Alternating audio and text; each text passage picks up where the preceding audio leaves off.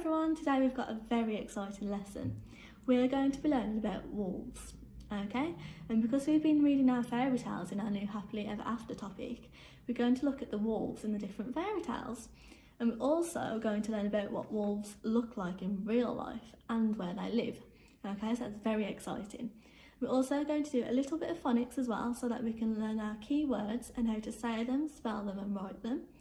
Okay, so we're going to go through the fairy tales, what they look like in real life and some phonics as well. Okay, so recently we've been learning about the Three Little Pigs, haven't we? And we know in the Three Little Pigs story that there is a big bad wolf. Okay, and if we look at this photo from the Three Little Pigs, we can see the wolf on this photo, can't we? So if you tell me or tell your grown-up, what do you think the wolf looks like in this photo? Is he scary or does he look nice? Do you think he's a friendly wolf or a nasty wolf? Okay, so if you look closely, what do you think of the wolf? Have a little think and tell your grown-up. Okay, so brilliant if you said that he was scary and not very nice. Because if we look at the wolf's face, he looks very angry, doesn't he? Doesn't look nice at all. Okay, and you can tell by the look on the pigs' faces that they are absolutely terrified of him, and I think I would be too. Okay, so in the Three Little Pigs, the character of the wolf is shown as a very scary character, and he is the bad character in that story, isn't he? Okay, and soon we will be learning about Little Red Riding Hood as well. And in that story there is also a wolf, and he is the bad character in that too. So if we look at this photo, can we see what the wolf is doing? Yes, brilliant, he is scaring the grandma. And because he's got his big claws and big teeth and he looks very angry, doesn't he? Okay, so if you think, what would your reaction be if you were in the same room as a wolf? Would you be terrified or would you be happy to see him? Okay, so tell your grown-up, would you be scared of the wolf or would you want to be friends with him? Because I think I wouldn't want to be friends with the wolf. I think I would run away and scream because he is very, very scary. Right, now we're going to do some phonics. So we're going to learn our key words. So I'll have a quick read of them all and then we'll go through them individually. Okay, so our first word is wolf. Okay, can we say wolf? So my turn, wolf. Your turn. Okay, so wolf is our first key word. Now next word is dog. Okay, dog. So my turn, dog. Your turn. Brilliant. Our next key word is big. My turn, big. Your turn.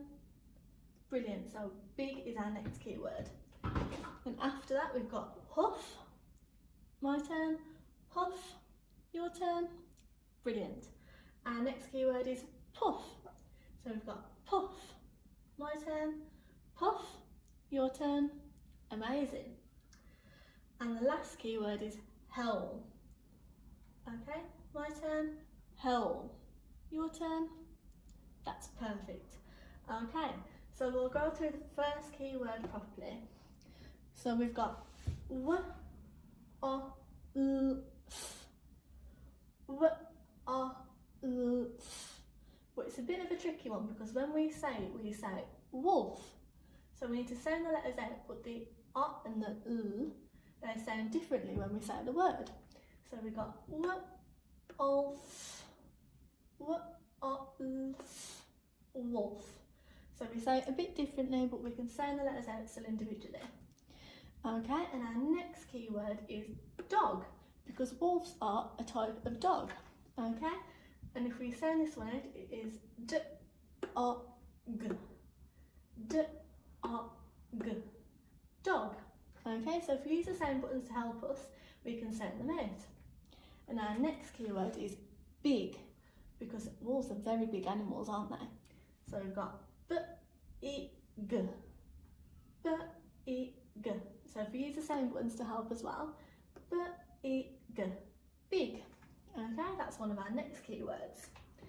And in our fairy tale, in the Three Little Pigs, we know that the wolf huffs and puffs, doesn't he, to try and blow the little pigs' houses down. Okay, so we'll use these as our key words as well. So we've got h, o, f, h, o, f. And our f sound is a digraph because it's two f's in a row. Okay, so we've got our sound buttons and a line to tell us that it's the same sound. So we've got h, o, f, huff. And again, similar is puff. So we've got p or f, p or f. And the same with that one, the f sound is the same sound even though we've got two of them. And our last word is howl. Because a wolf, when it lives in the wild, they howl at each other, don't they, to get each other's attention. So if we spell this one out, we've got h-owl-l, h-owl-l. The ow sound is a new sound. We might struggle with this one, but at least we can have a look at it so we can know. So we've got h-owl-l, okay? H-owl-l, howl. Okay, so that's our key words and how to say them as well. So if you have a little practice, you can pause the video and try them with your grown-ups so that you can keep going through them to say them properly. Right, so for our next part of our lesson, we're going to do a little fact file on wolves. Okay, so I've drawn a wolf on the board for us and I've labelled different parts of its body. Okay, and the first one says that it's got a bushy tail. So different wolves, depending on where they live in their habitats, have different types of tails. There might be a different colour. Some, if they live in the snow, they might have white tails, and some if they live in a forest, they might be brown. Okay, and our next label is sharp claws. Okay, so we have nails on the end of our fingers, but wolves on their paws have sharp claws, and that helps them catch their prey. And prey is what they eat. Okay, so a wolf is a predator, and they catch prey. Okay, so that helps them catch their food. Also, they have big teeth, and that's very similar to the fact that they have sharp claws. Okay, so they've got very big, sharp teeth, so their teeth are huge. Okay, and that helps them eat meat. Yeah, okay, so it lets them eat their prey depending on where they live as well. So they'll eat different things if they live in the snow, or if they live in a forest, or if they live in a desert as well. Okay, and our last feature is pointy ears. So you can see on the drawing that a wolf has very pointy ears. They're not very big, but they are pointy. Okay, so they're quite small, but they have excellent hearing. Okay, so we hear with our ears, don't we? And so does a wolf. Okay, so that helps them to hear their prey and also their predators as well, because some animals might want to eat a wolf. Okay, so that helps them know what's around them and if they're in danger as well. Okay, so the wolf in our fairy tales is like this wolf, isn't it? So he has sharp teeth as well, a long nose so that he can smell, pointy ears, and we can't see on there, but they do have very sharp claws. Okay, so a lot of different wolves look very similar, but they might look different depending on where they live. Right, so we've gone through what a wolf looks like, haven't we? We looked at the diagram on the board and we labelled them together. Okay, so now we're going to look at their habitat. But first, can anyone tell me what habitat means? Talk to your grown-up and see if you can figure out what habitat means. Amazing. If you said that a habitat is where something lives, you would be correct. Okay, so a wolf's habitat is all around the world. So if I get the globe, we can look and see where the wolves live. Okay, so lots of wolves live in America and Canada, and some of them live in Alaska. And Alaska is quite cold, but there is also lots of woods and forests in Alaska, which is where the wolves live. Okay, so some of them live in Canada and America too. And also, some of them live in the Arctic and in Greenland. And Greenland is very cold, there's lots of snow in Greenland. Okay, so they live in the snow, so they have to have their fur to keep them nice and warm.